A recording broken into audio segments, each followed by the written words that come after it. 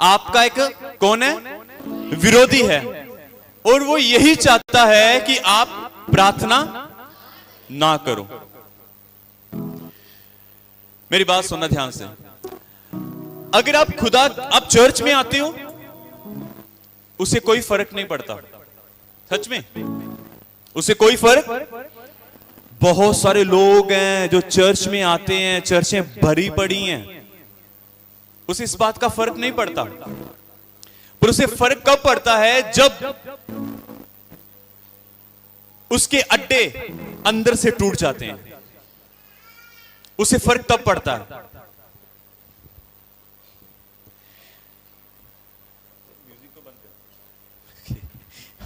Hallelujah. उसे फर्क तब पड़ता है जब उसका अड्डा अंदर से टूटता है। उसे फर्क तब पड़ता है जब एक व्यक्ति बदलाव अपने जीवन में लेकर आता है। उसे फर्क तब पड़ता है जब एक व्यक्ति प्रार्थना करनी शुरू कर देता है। हालेलुया। उसे तब फर्क पड़ता है। कई बार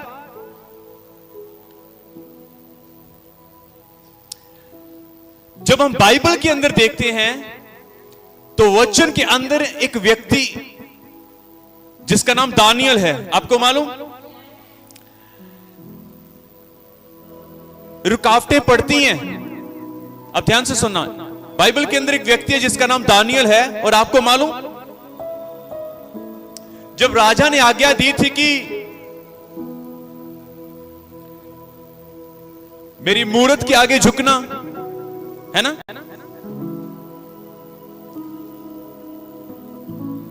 और आपको मालूम उस समय दानियल वो व्यक्ति था जो अपने कमरे में गया और यरूशलेम की ओर मुंह करके वो प्रार्थना कर रहा था।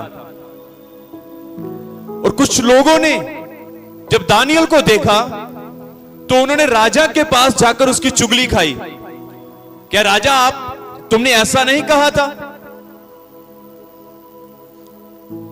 वचन कहता है कि जब वो प्रार्थना कर रहा था उस समय उसको पकड़ा गया।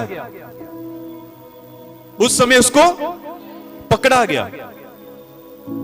मैं आपको क्या कहना चाहता हूं, जब आप प्रार्थनाओं में बैठोगे या आप चाहोगे कि मैं प्रार्थना करनी है, तो एक बात याद रखना कि आपके जीवन में हमेशा रुकावट आएगी। हमेशा रुकावट आएगी, क्योंकि उसको पता है कि जब ये बहन या ये भाई या फिर ये जवान, ये बच्चा ये प्रार्थना में चला जाएगा, जब ये खुदा के साथ बैठेगा, तो उसको पता है कि ये मेरे हाथ से पूरी तरह निकल जाएगा। क्योंकि शैतान लोगों को अपने हाथों में रखना चाहता है। वो दुष्ट लोगों को, परमेश्वर के लोगों को, कलीसियाओं को अपने हाथों में रखना चाहता है। पर जब वो प्रार्थना करते हैं, जब वो प्रार्थना में बढ़ते हैं, तो उसको पता है कि उसके अड्डे टूट रहे हैं, और वो व्यक्ति जो खुदा के नजदीक जा रहा है वो शैतान से दूर हो रहा है। आमीन। तो वो हमेशा आपके जीवन में किसी ना किसी तरीके से रुकावट डालेगा। हो सकता है जब आप प्रार्थना में जाओ तो आपको कोई काम पड़ जाए, या फिर कोई आपको कोई काम कह दे कि जा ये वाला काम करके आ जा, है ना। कई बार ऐसा होता है, जब आपने सोचा है कि मैं चलो प्रार्थना में बैठती हूं या प्रार्थना में बैठता हूं, उस समय आपको कोई काम याद आ गया, उस समय आपको कोई काम पड़ गया, उस समय आपके घर में कोई गेस्ट आ गया, है ना। तो ये सब रुकावटें हैं। ये सब क्या है? रुकावटें हैं। जब दानियल प्रार्थना कर रहा था, बाइबल कहती है कि लोगों ने उसकी चुगली खाई और वहीं से उसको पकड़ लिया। ये उसके लिए रुकावट का कारण था। आपने बाइबल के अंदर देखा होगा कि जब यीशु मसीह गतसमनी के अंदर जब वो प्रार्थना कर रहे थे, उसके तुरंत बाद क्या हुआ? तुरंत बाद यीशु मसीह को पकड़ने के लिए लोग आ गए। मैं ये कहना चाहता हूं कि आपके जीवन में कई प्रकार की रुकावटें आ सकती हैं। आपकी प्रार्थना के समय में, आपके वचन के समय में, आपकी संगति के समय में कई प्रकार की रुकावटें आ सकती हैं। तो आप इस बात को समझना कि ये शैतान की ओर से है। हालेलुया, समझ आ रहा है? तो ये किसकी ओर से है? क्योंकि वो नहीं चाहता कि आप प्रार्थना में जाओ, वो नहीं चाहता कि आप खुदा के साथ बैठो, वो नहीं चाहता कि आप संगति करो, वो नहीं चाहता कि आप पवित्र आत्मा से भरो, वो नहीं चाहता। हालेलुया।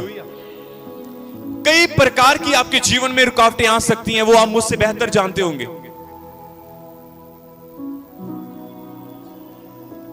पति ने रोटी मांग ली, है ना? अब समझो इस बात को, अब ध्यान से सुनना, मैं आपको क्या कहना चाहता हूं। बाइबल के अंदर एक बड़ा खूबसूरत वाक्य लिखा है, किसी का उदाहरण दिया गया है, किसी के जीवन के प्रति कहा गया है। बाइबल के अंदर एक व्यक्ति था, वो अंधा था, उसकी आंखें नहीं थी, उसकी आंखें नहीं थी। क्या हुआ कि जब यीशु मसीह जा रहे थे तो उस अंधे व्यक्ति ने सुना कि यीशु मसीह जा रहा है। तो आपको मालूम उस अंधे व्यक्ति ने क्या किया? क्या कोई बता सकता है? क्या कोई बता सकता है?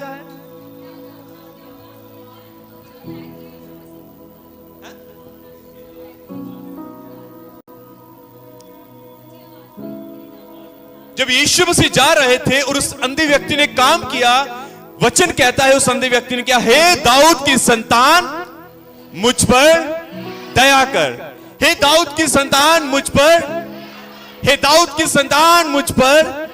एक बार फिर से बोलेंगे, हे दाऊद की संतान मुझ पर। आपको मालूम, जो वो ऐसा बोल रहा था तो उसके जीवन में भी रुकावट आई। लोगों ने कहा चुप कर, क्यों चीख रहा है, क्यों चिल्ला रहा है, क्यों रोला डाल रहा है, चुप कर। बहुत सारे लोगों ने उसको चुप कराना चाहा, चुप कर चुप कर चुप कर। पर आपको मालूम क्या हुआ? बाइबल कहती है, वचन कहता है कि वो और जोर से चिल्लाना शुरू कर दिया, और जोर से चीखना शुरू कर दिया, और कहता है, हे दाऊद की संतान मुझ पर दया कर, मुझे बचा, मुझे चंगा कर। वो और जोर से चिल्ला रहा था। वो रुकावटें उसके जीवन में आई, पर उसने चीखना चिल्लाना, वो बोलना बंद नहीं किया। हालेलुया। वचन कहता है जब उसने ऐसा किया तो यीशु मसीह भी उसके लिए रुक गए, और यीशु मसीह ने कहा तू क्या चाहता है कि मैं तेरे लिए करूं? वो कहता है प्रभु मैं देखना चाहता हूं। आपको मालूम, खुदावन यीशु ने उसको चंगा कर दिया। मैं क्या कहना चाहता हूं कि रुकावटें आएंगी, आपको रोका जाएगा, आपको रोका जाएगा। ये सच बात है। अंधे व्यक्ति को रोका गया, जब सबको पता है कि यीशु मसीह चंगा करने वाला है, यीशु मसीह हीलर है, और वो जगह जाकर लोगों को चंगा कर रहा है, तो उसके साथ वाले लोगों ने ही उस अंधे व्यक्ति को रोका। उनको पता है कि यीशु चंगा कर सकता है, वो हीलर है, पर फिर भी उन्हीं लोगों ने यीशु को, उस अंधे व्यक्ति को रोका। चुप कर, क्यों चीखी जा रहा है? मेरे प्रियजनों, रुकावटें आएंगी, आपको बढ़ने से रोका जाएगा, आपको पवित्र आत्मा से भरने से रोका जाएगा। यदि आप एक सही रास्ते में चल रहे हो, लोग आपको रोकेंगे, लोग आपसे नाराज भी हो जाएंगे, लोग आपको कई तरह की बातें कहेंगे, यार छोड़,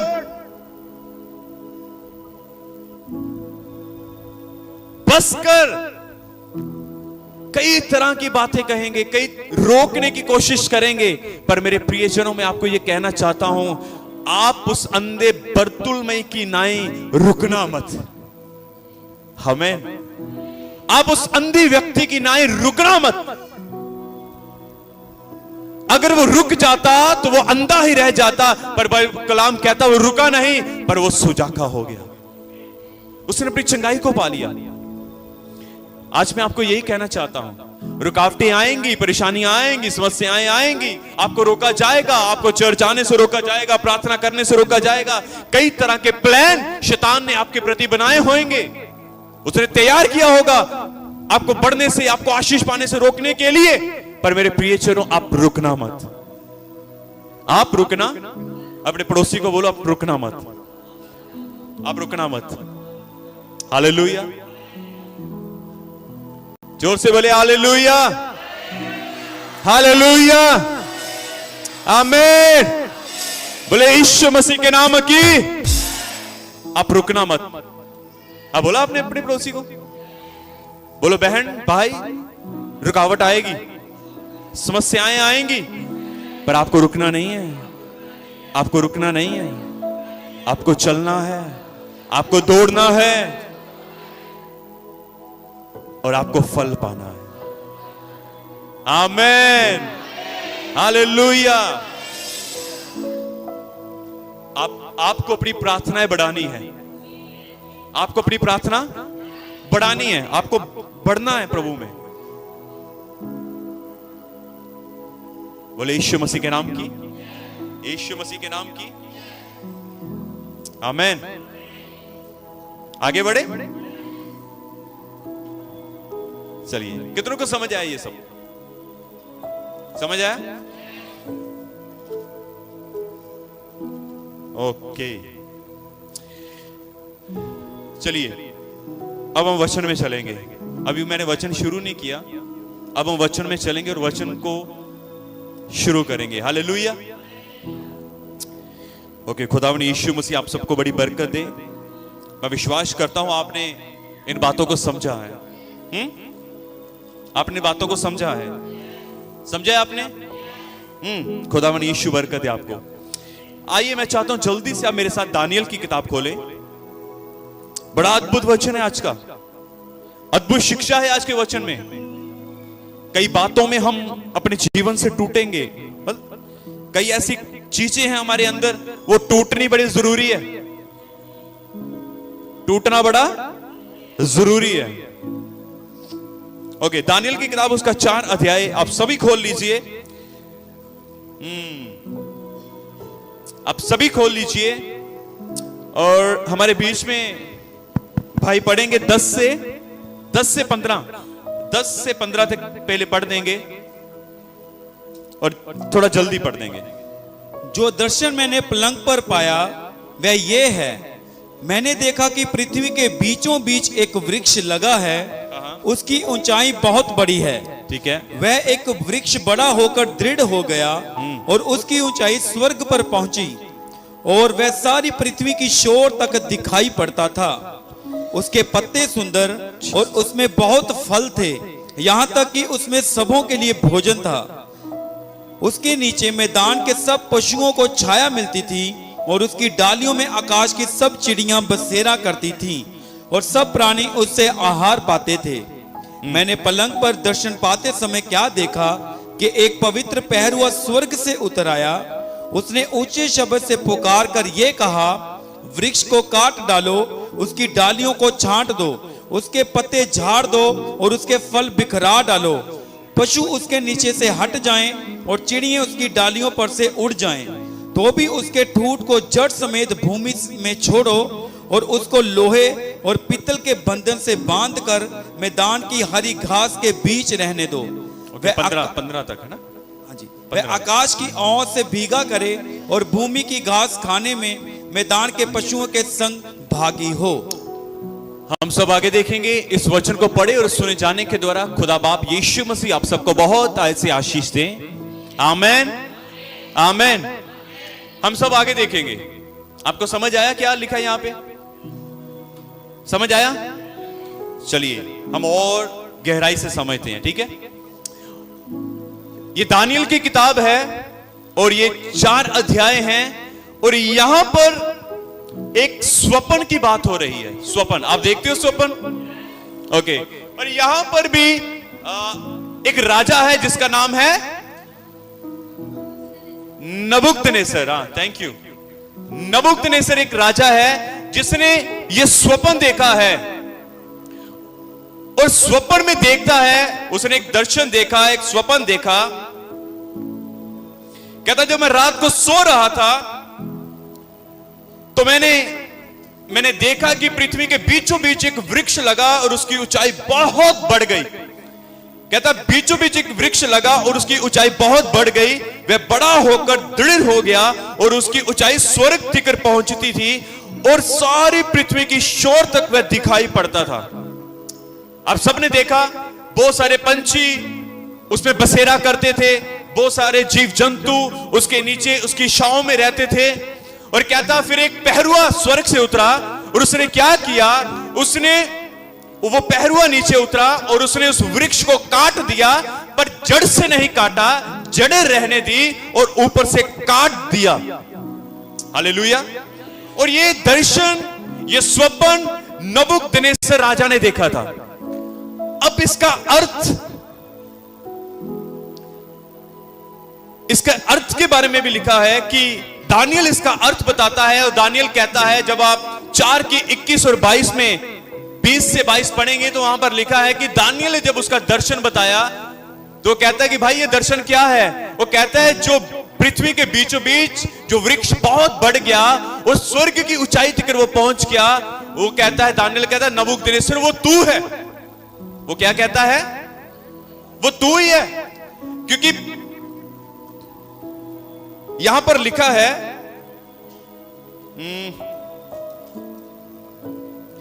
वो तू ही है जिसके पत्ते सुंदर और फल बहुत थे और जिसमें सभी के लिए भोजन वस्तु था, जिसके नीचे मैदान के सब पशु रहते थे और जिसकी डालियों में आकाश की चिड़ियां बसेरा करती हैं। हे राजा, वह तू ही है। तू महान और सामर्थी हो गया, तेरी महिमा बढ़ गई और स्वर्ग तक पहुंच गई और तेरी प्रभुता पृथ्वी की छोर तक फैली है।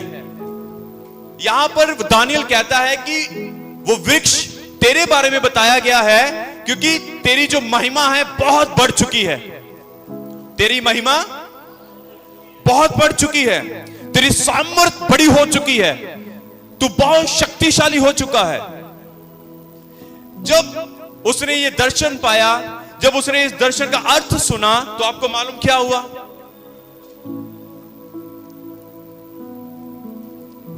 इस दर्शन को अर्थ सुनने के तकरीबन 12 महीने के बाद राजा नबूकदनेस्सर, बाइबल कहती है, वो अपनी छत के ऊपर टहल रहा था। छत के ऊपर, सब बोले छत के ऊपर। ध्यान से सुनना, हम वचन को शुरू कर रहे हैं, ठीक है?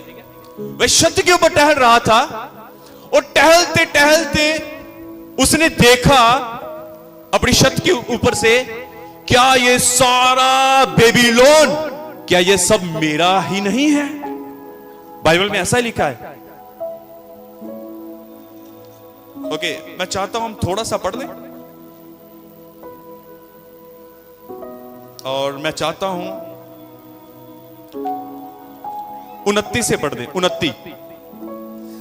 12 महीने के बीतने पर जब वह बेबीलोन के राजभवन की छत पर टहल रहा था, तब वह कहने लगा, जब वो छत के ऊपर टहल रहा था। ध्यान से सुनना मेरे प्रियजनों, आगे, क्या ये बड़ा बेबीलोन नहीं है जिसे मैंने ही अपने बल और सामर्थ्य से राज निवास होने को और अपने प्रताप की बढ़ाई के लिए बसाया है? अब ध्यान से सुनो, यहां पर राजा नबूकदनेस्सर क्या कहता है? क्या ये बड़ा बेबीलोन, क्या ये सब मेरा नहीं है, जिसको मैंने अपने बल और सारी सामर्थ, अपनी सारी शक्ति से क्या किया है? बसाया है। हालेलुया। कैसे बसाया है? अपनी सारे बल और सारी सामर्थ से। कहता है ये सारा कुछ मेरा ही नहीं है, इसको तो मैंने अपनी शक्ति से, अपने बल से, अपनी बुद्धि से, अपनी ताकत से बसाया नहीं है। रुको, बाइबल के अंदर एक और बात लिखी है, क्या आप बर्निपल मेरे साथ 2 की दानियल 2 उसका 37-38 पढ़ देंगे, जल्दी से पढ़ दें। अब हे ध्यान से राजा, सुनना। हे राजा, तू तो महाराजाधिराज है। ओके, अब ध्यान से सुनो, सब आगे देखो। यहां पर दानियल कहता है, हे महाराजा धीराज, तू तो महाराजाधिराज है, महाराजा धीराज है, क्योंकि स्वर्ग के परमेश्वर ने तुझको राज्य, अब ध्यान से सुनो, स्वर्ग के परमेश्वर ने तुझे राज्य, सामर्थ, सामर्थ, शक्ति और महिमा दी है। शक्ति और महिमा दी है। रुको, दानियल क्या कहता है नबूकदनेस्सर को? ये सब कुछ तुझे किसने दिया है? परमेश्वर ने। अच्छा, क्या क्या दिया है परमेश्वर ने राजा नबूकदनेस्सर को? राज्य, सामर्थ, शक्ति, शक्ति और महिमा। और महिमा। क्या बड़ी बोला? फिर से वही आज पढ़ सकते हो 4 में, जहां पर वो कहता है क्या ये सब, ध्यान से पढ़े। हमने यहां पर पढ़ा कि ये सब कुछ किसने दिया? जोर से बोले, किसने दिया? क्या हम जोर से कह सकते हैं किसने दिया? परमेश्वर ने। बोलो, परमेश्वर ने। परमेश्वर ने। अब सुनना फिर से, क्या लिखा? क्या ये बड़ा बेबीलोन नहीं है? अब नबूकदनेस्सर कहता है, क्या ये बड़ा बेबीलोन नहीं है, नहीं है, जिसे मैंने अपने बल, अब वो ऐसा कर रहा है, अपनी छत के ऊपर टहल रहा है, जिससे मैंने अपने बल, अपनी सामर्थ, अपनी सामर्थ से राज निवास होने को, राज निवास होने को, और अपने प्रताप की बड़ाई के लिए बसाया है। अपने प्रताप की बड़ाई के लिए बसाया है। कितना अंतर है? अब मेरी बात सब आगे देखो। ये 2 आयतें जब हमने पढ़ी हैं आपके बीच में, आपको समझ आया क्या हो रहा है यहां पे? दानियल कहता है परमेश्वर ने नबूकदनेस्सर को शक्ति, सामर्थ, महिमा, आदर, इज्जत, जलाल, इज्जत दी है। तो कहता है दी परमेश्वर ने है, और बाद में कहता है क्या ये सब, जब उसको सब कुछ मिल गया, जब उसकी महिमा बढ़ गई, जब उसका राजमहल बड़ा हो गया, जब लोग उसके इर्द गिर्द बहुत सारे सैनिक है, सिपाही हैं, जब बेबीलोन एक बहुत बड़ा राज्य बन जाता है, तब कहता है क्या ये सब मेरा नहीं है? अब वो क्या कहता है? मेरा। क्यों मेरा मेरा करते हो?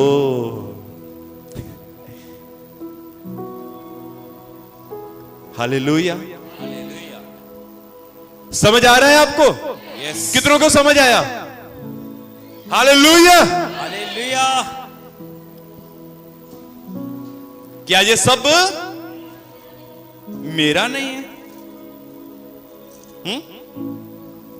आगे पढ़ेंगे उसके बाद। ये वचन राजा के मुंह से निकलने भी ना पाया था। ध्यान से सुनो, ध्यान से सुनना जरा। मेरा मेरा, मैं है? ध्यान से सुनना। लिखा ये वचन राजा के मुंह से निकलने भी ना पाया था। निकलने भी पाया था। निकलने भी पाया ना था, है ना? निकलने भी ना पाया था, मतलब वो बोला नहीं था उसने। हालेलुया। जोर से बोले हालेलुया। हम सब आगे देखेंगे, अपने आप को हिलाओ, थोड़ा सा हिलाओ, जोर से।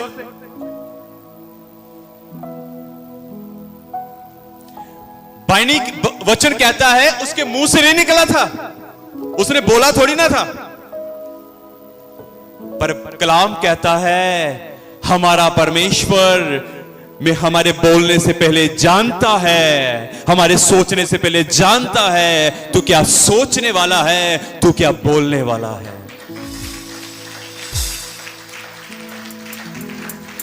इसलिए बोलने से पहले तो छोड़ो, सोचने से पहले भी 1000 बार सोचो कि मैं क्या सोचने वाला हूं। हालेलुया, आमीन।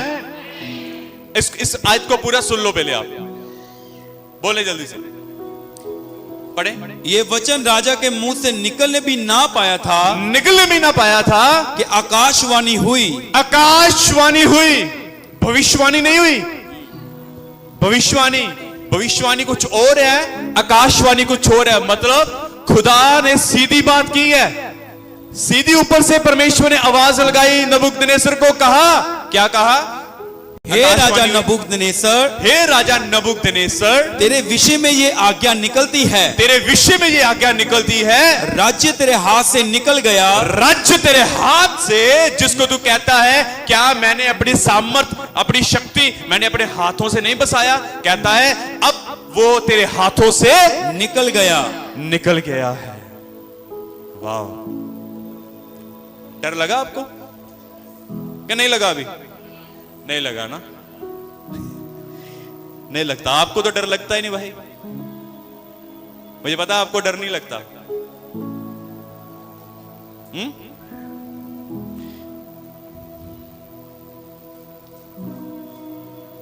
तेरे हाथ से राज्य निकल गया।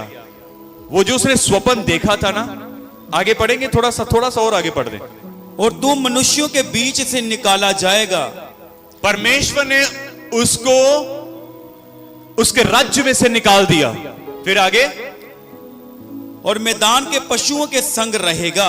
मैदान के पशुओं के संग वो रहता था, और बैलों के समान घास चरेगा। बैलों के समान घास खाता था। हाँ? और 7 काल तुझ पर बीतेंगे, 7 साल तुझ पर बीतेंगे, जब तक तू जान ना ले। अब ध्यान से सुनो, ये बड़ी अद्भुत बात लिखी है, जब तक तुम जान ना लो कि परम प्रधान मनुष्यों के राज्य में प्रभुता करता है। परम प्रधान परमेश्वर मनुष्यों के बीच में राज्य करता है। Hallelujah, hallelujah.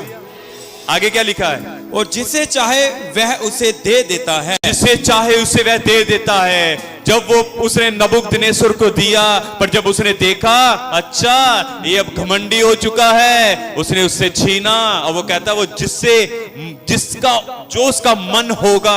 आज कई बार आप अपने मन के अनुसार चलते हो ना भाई, आपका मन काम नहीं आएगा। वचन कहता है जैसे उसका मन करता है, वो जिसको चाहे उसको वो राज्य, वो आदर, वो सामर्थ्य देता है। आपको मालूम, वो उसकी जो बुद्धि थी वो बैल के समान होगी थी। बैल घास खाना शुरू कर दिया। उसके बाल जो थे ना, जैसे उकाब के पंख होते हैं ना, उतने बड़े बड़े उसके बाल हो चुके थे। आपको मालूम, उकाब पक्षी होता है एक उकाब, उसके पंख बहुत बड़े होते हैं और उतने उतने बड़े उसके बाल थे। उसके हाथों के नाखून पता कैसे थे? चिड़ियों के पंजों के जैसे। उसकी दशा बैल के समान हो चुकी थी। उसकी बुद्धि काम नहीं करती थी, वो अपनी शुद्ध बुद्ध खो चुका था पूरी तरह। कारण क्या था? कारण क्या था? अपने मुंह से बोलो, कारण क्या था? डर लग रहा है मुंह से बोलने के लिए? मुंह से बोले, जोर से बोले, क्या कारण था? नबूकदनेस्सर की वो जो दशा थी, उसका कारण क्या था? घमंड। हालेलुया। हम सब आगे देखेंगे, हम सब आगे देखेंगे। मेरी बात ध्यान से सुनना।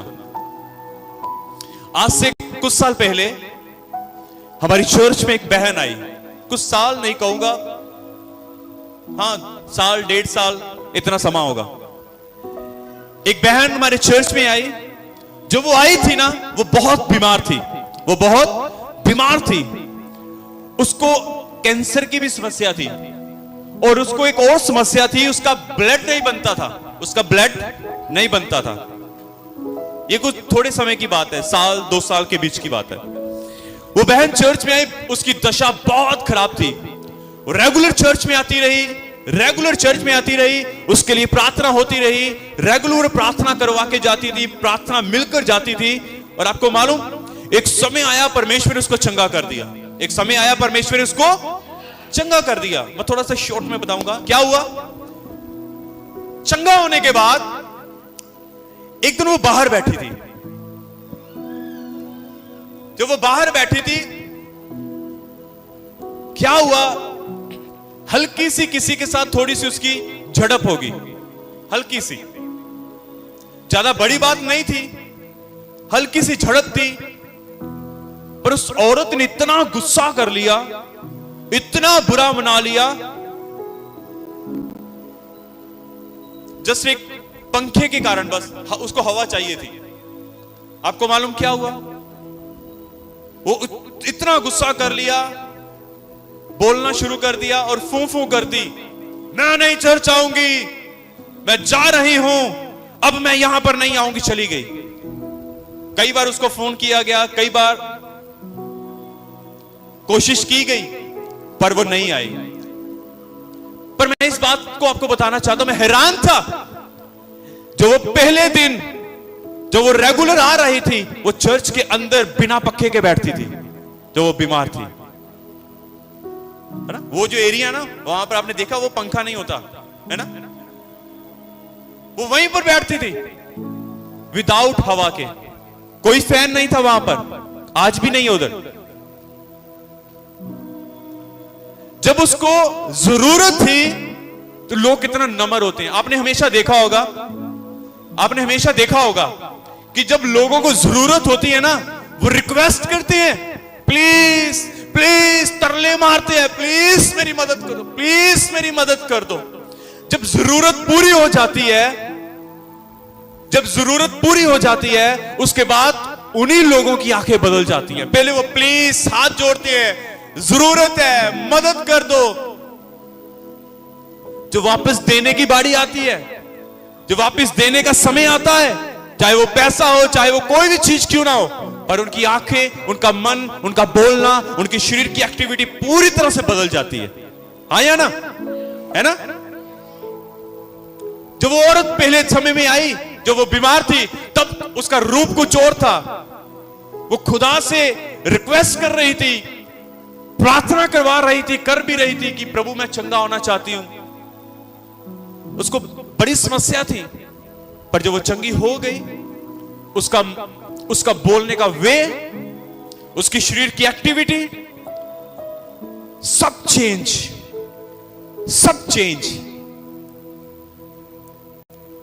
समझ आया मैंने आपको क्या कहा? कितनों को समझ आया?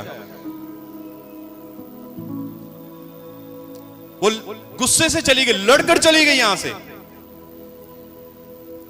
हालेलुया। आप क्या चाहते हो? आपको मालूम गुस्से का अर्थ पता क्या है? गुस्से का अर्थ है घमंड।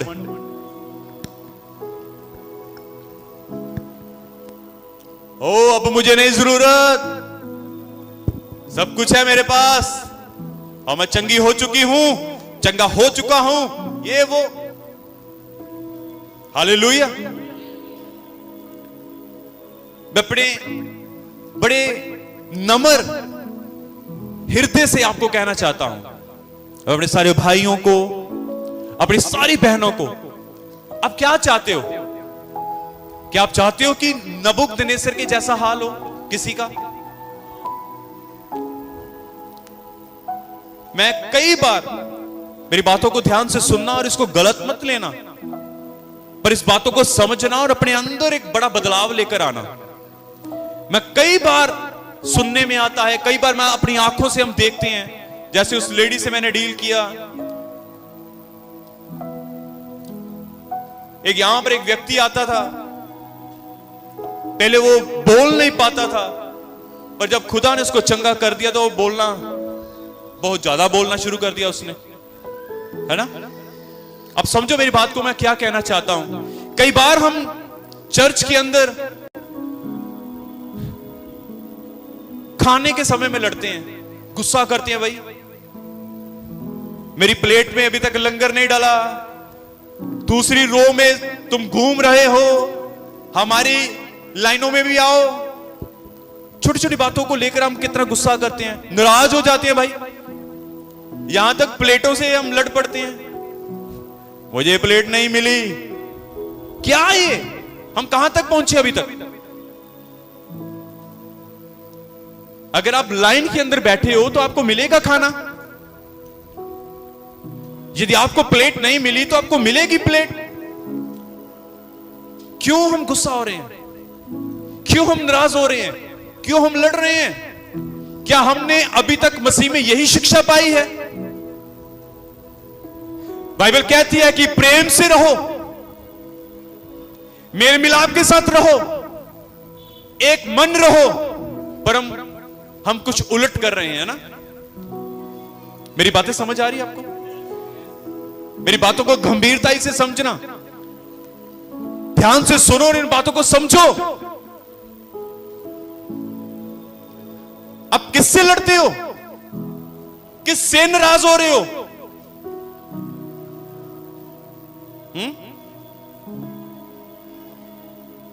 हालेलुया, जोर से बोले हालेलुया। अगर सुने,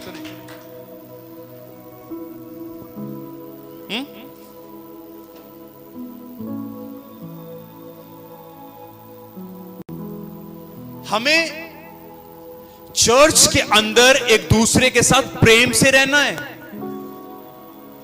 आप बैठो सब्र के साथ, आपको सब कुछ मिलेगा।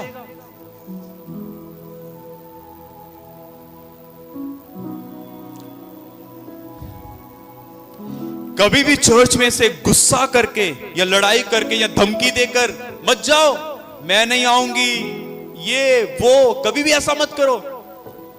आपको मालूम, आप किसी व्यक्ति से नहीं लड़ रहे, आप स्वयं परमेश्वर से लड़ने वाले हो। आप खुदा से लड़ रहे हो, क्योंकि आपको पता है आप कहां पर खड़े हो। आप खुदा के घर में खड़े हो, आप खुदा की हुजूरी में हो, तो आप किसी व्यक्ति से तो लड़ ही नहीं रहे, आप परमेश्वर से लड़ रहे हो।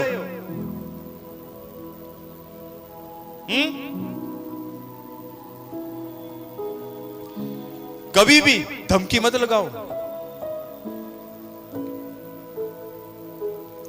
ऐसे काम करके ना जाओ, लड़कर ना जाओ, बल्कि सबके साथ प्रेम के साथ जाओ। एक दूसरे को जय मसीह की बोलकर जाओ, एक दूसरे का हाल चाल पूछकर जाओ, खुशी के साथ यहां से विदा हो, ताकि जब कोई भाई या कोई बहन आपकी बात करे तो वो कहे कि वो बहन कितनी अच्छी है, वो बहन वो भाई कितना प्यारा है, वो कितना अच्छा है। क्योंकि आपको मालूम, हमें नहीं पता कि यीशु मसीह कब आ जाएगा। अगर उसके दौरान यीशु मसीह आ गया तो हम कहां होंगे? कभी सोचा आपने हम कहां होंगे?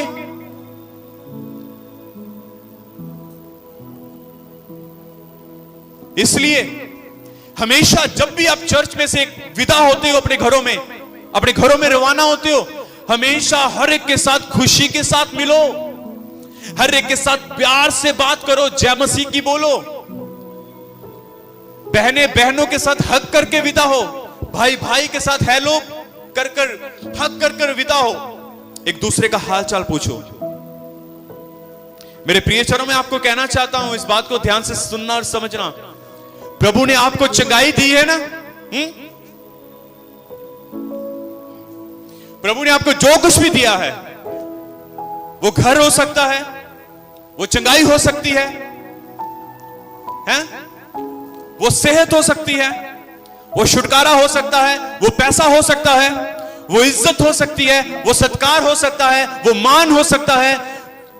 ये सब कुछ जो परमेश्वर ने आपको दिया है,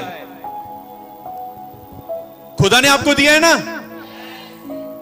कोई ये तो नहीं कहता कि ये सब मेरी ही शक्ति से है? वचन कहता है जो कुछ पृथ्वी के ऊपर है वो सब यहोवा का है, वो सब यहोवा का है।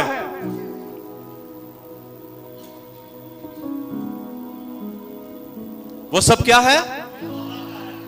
और आपको क्या करना है? आपको उन सब बातों के लिए परमेश्वर का धन्यवाद करना है। आमीन। ध्यान से सुने,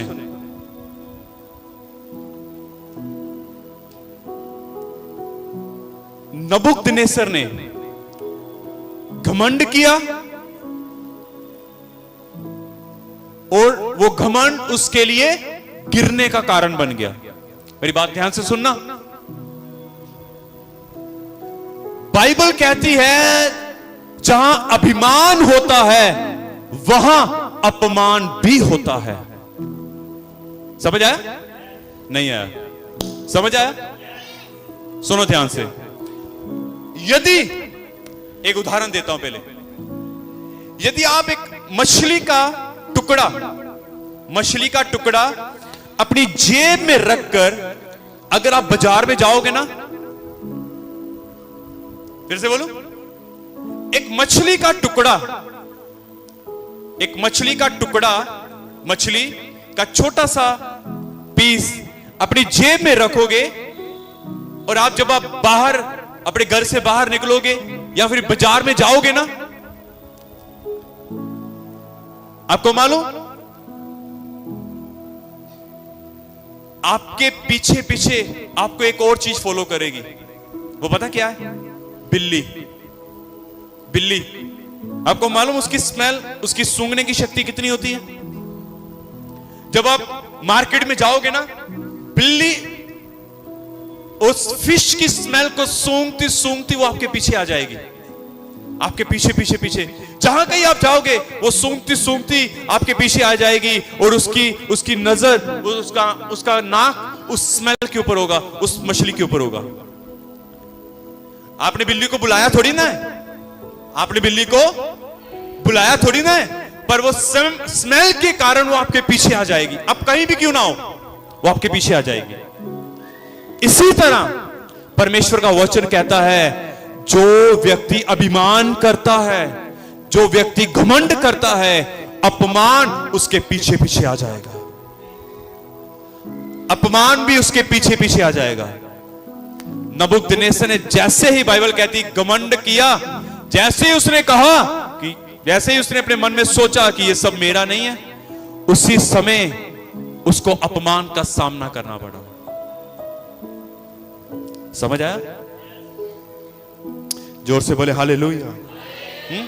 आपको मालूम भाई डिंपल ने एक गीत गाया, ना पुल्ली दया, है ना, ना पुल्ली सलीब, ना पुल्ली ओदा दर्द, है? किस तरह से? ना पुल्ली तू ओदी सलीब, ना पुल्ली ओदी सलीब, ना पुल्ली तू ओदा दर्द, ना पुल्ली ओदा दर्द, है? हमें खुदा को देखना है, उसको मत भूलो, क्योंकि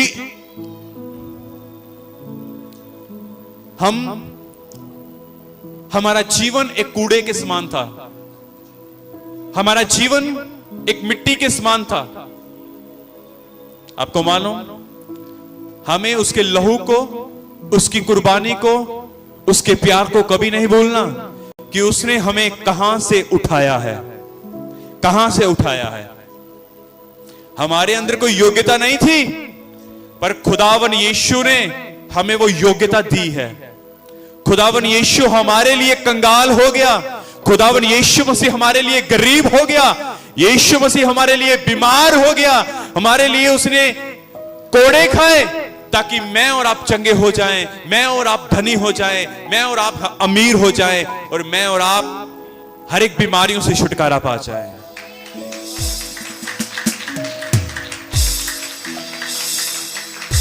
अपने सृजनहार को कभी ना भूलें कि आपके सृजनहार ने आपको कितनी सामर्थ, कितनी शोहरत, कितनी दौलत, कितनी आदर, कितनी महिमा, कितनी चंगाई, कितना छुटकारा आपको दिया है। अपने सृजनहार को कभी ना भूलें। हमें नम्र होना है मेरे प्रियजनों। हमें क्या बनना है?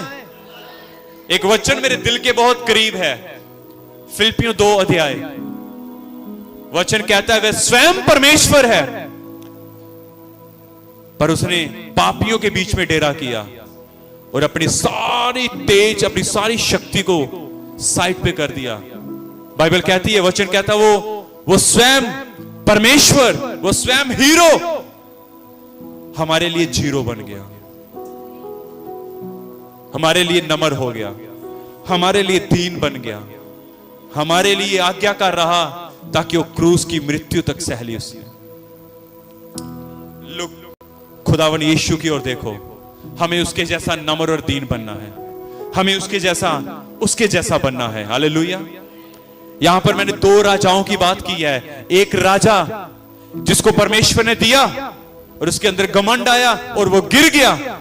एक दूसरा राजा, एक वो राजा जिसके पास सब कुछ था, वह घमंड कर सकता था पर उसने घमंड नहीं किया। उसके पास सब कुछ था, उसने सब कुछ छोड़ दिया। मेरे और आपके लिए वह नम्र, वह दीन, वह शून्य हो गया। मेरे और आपके लिए। आमीन। ये दोनों राजाओं में बड़ा अंतर है। और दूसरा राजा मेरा और आपका राजा है और उसका नाम यीशु मसीह है। वो राजा यीशु मसीह है। हमें अपने राजा यीशु मसीह के जैसे बनना है। आमीन। हमें अपने राजा यीशु मसीह के जैसे बनना है। हमें किसी मनुष्य को कॉपी नहीं करना, हमें अपने राजा यीशु मसीह के जैसे बनना है। आमीन। खुदा बाप यीशु मसीह आप सबको बहुत ऐसी आशीष, बहुत ऐसे बरकत दे। आमीन। और मेरी